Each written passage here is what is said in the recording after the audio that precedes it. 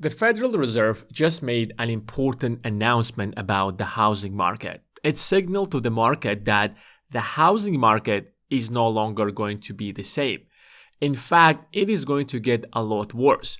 With each consecutive year, buying a house will become more and more difficult. If you think that I'm exaggerating, let me explain what exactly the chairman of the Fed said and how that is going to impact the market. The housing market, or the housing prices, consist of two main factors. The main factor is, of course, the price of the house, and prices have been rising dramatically. However, if you look at what's happening recently in the last 2 to 3 years, at least since 2022, you see that house prices are fluctuating, but overall they are no longer rising as fast as they have been back in 2020 and 2021, as if there is not enough demand to push prices higher. House prices have reached to a level where the vast majority of people cannot possibly buy a house, and everybody is simply waiting. Maybe sometime in the future those prices are going to come down, but house prices is just one part of the equation. The vast majority of people buy houses with a mortgage, so the numbers that we have to pay attention to are the mortgage rates. If mortgage rates are going to come down and house prices are still the same, people will still be able to afford houses. Housing, yet again, will become affordable. But if you look at the mortgage rates, suddenly you won't see actually really great news.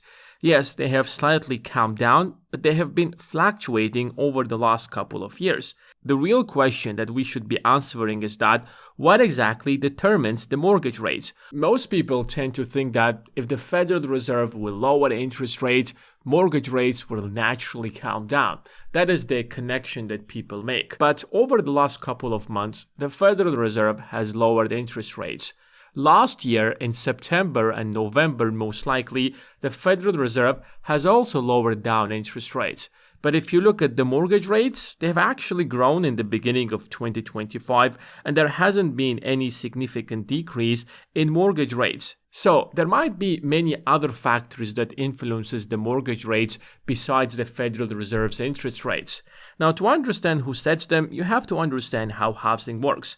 Imagine you have a lot of mortgages, 1, 2, 3, and then thousands of mortgages in the market.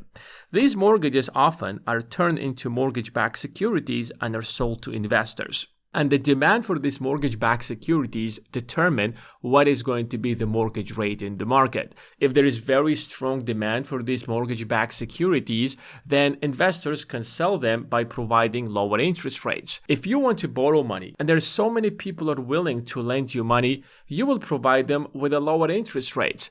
But if you have a very bad credit score, but what if you are bad with money and nobody is willing to gamble their money with you? You took money from your friends in the past, but did not give them back. You took money from your neighbors and then you blocked them on WhatsApp. Nobody trusts you right now. And that's why now the risks to loan you money are much higher. And that's why if you want to borrow money now, you will offer a much higher interest rate in order to worth the risks. And that's exactly how any investment works. So the question that we have to answer is that, is the demand for mortgage-backed securities is rising or the demand for the mortgage-backed securities is falling down? There are three main sources for the demand for the mortgage-backed securities. The first one is, of course, local investors. Average, normal investors who have extra money and they want to invest it somewhere. So they could be buying mortgage-backed securities. We have institutional investors such as financial institutions, hedge funds, huge banks such as Wells Fargo, Citi, or JP Morgan. There is always some kind of a demand for mortgage-backed securities because they're backed by real houses. And because these houses have intrinsic value within themselves, the risks for them to be defaulted is extremely low. Yes, there is always some kind of a risk, especially after the 2008 financial crisis. But nonetheless, a lot of financial institutions are ready to keep a portion of their investments in mortgage-backed securities. While it's very difficult to track how strong is the demand for mortgage-backed securities, we can take a look at how strong the demand for the ETFs that invest in mortgage-backed securities. Now, an ETF is a financial institutions that take investors' money and invest them in certain type of assets. So we have ETFs that invest in a certain industry, For example, a tech industry. We have ETFs that exclusively invest in car companies. So they take investors' money and they will only invest in car companies. We have ETFs that invest only in real estate. And then we have ETFs that exclusively invest only in mortgage-backed securities.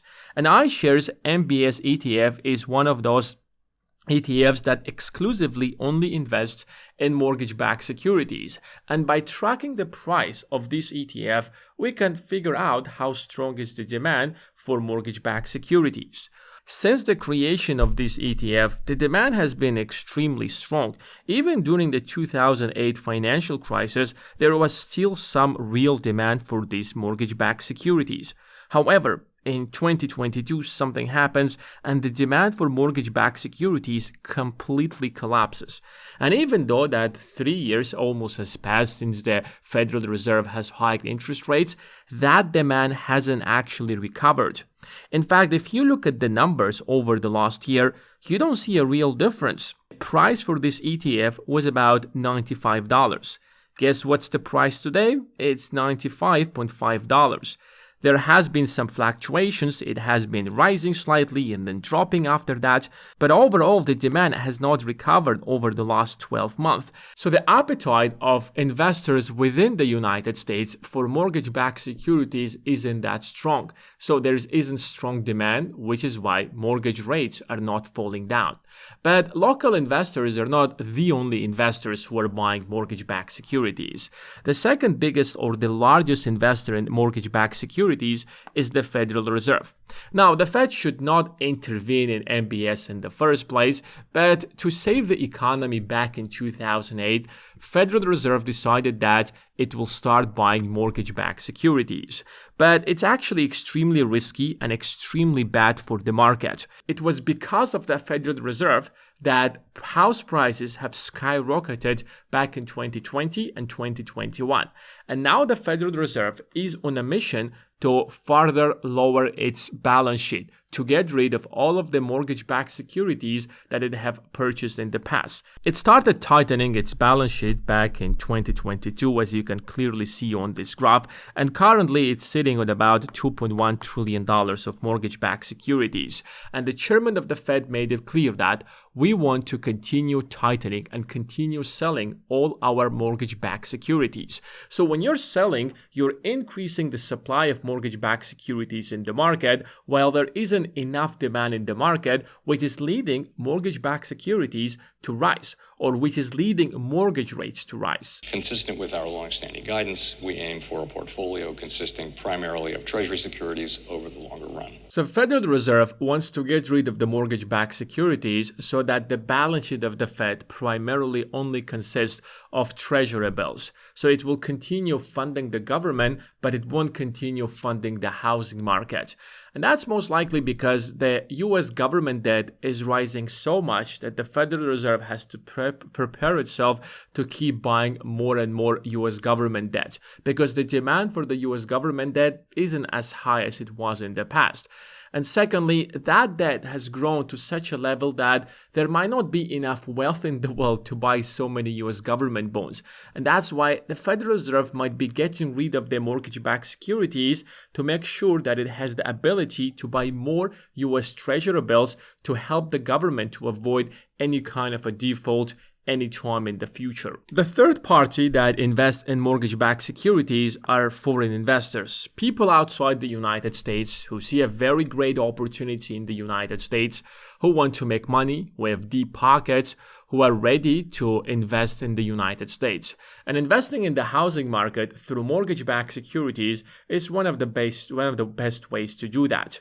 So here is what foreign entities would do. Since the United States is an import-driven economy that's based on consumption, it has had one of the lowest tariffs in the world. So bringing stuff to the United States and selling them in the US was one of the best businesses you could make. And that's why the United States had some of the largest trade balances with the rest of the world. It is very rare that the United States had a trade surplus with any country. With China, it's like a $300 billion trade imbalance. With Canada, Mexico, and the rest of the world. So these companies would bring things to the United States, sell them in the United States, and they will make a profit. The question, what are you going to do with those dollars that you have just earned?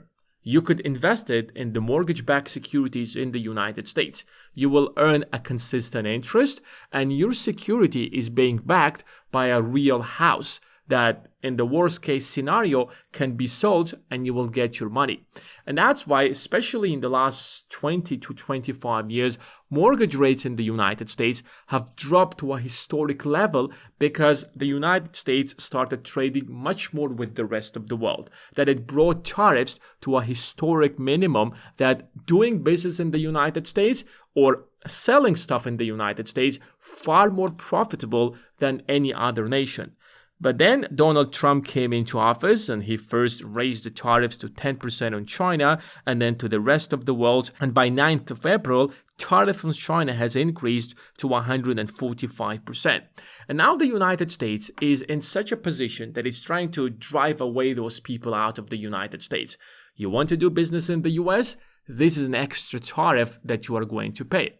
Now, it doesn't mean that suddenly nobody is doing business in the United States, but it simply means that there will be less imports in the United States. So these foreign investors will earn less profit in US dollars, and there will be less incentive to invest in the United States. And that includes the mortgage-backed securities as well. So the demand by foreign investors for the mortgage-backed securities is going to cool down and will go down from now onwards, which means that mortgage rates are either going to increase or won't at least come down in the foreseeable future as long as the United States has very high tariffs. So the housing market in the US is entering a new market that is very different over what we have seen in the last couple of decades.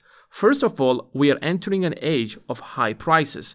We are already seeing extremely high housing prices that most people simply don't have the ability to buy that.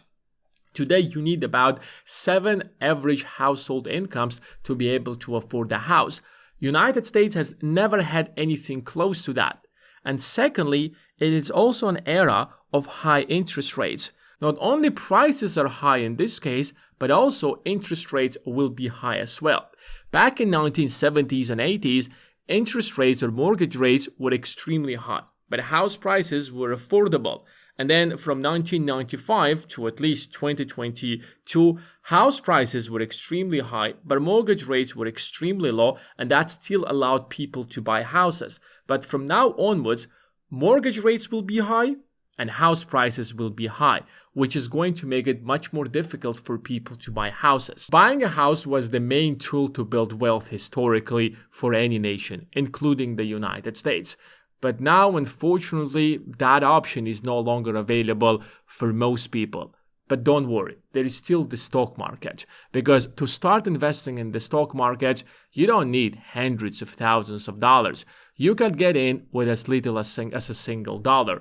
And the stock market is rising way faster than house prices. But you have to be very careful, because a lot of people get into the market, get into the hype, and they invest in the wrong assets, and they end up losing everything, and then they complain that the stock market is rigged and they lost a lot of money. The total value of the US stock market is about $65 trillion. So if you know what you are doing, you can even get a small slice of that market, which worth a lot of money. So if you want to know what are the top 5 stocks that you should be buying, then check out the first link in the description of this video. Thanks for watching, and I will see you in the next one.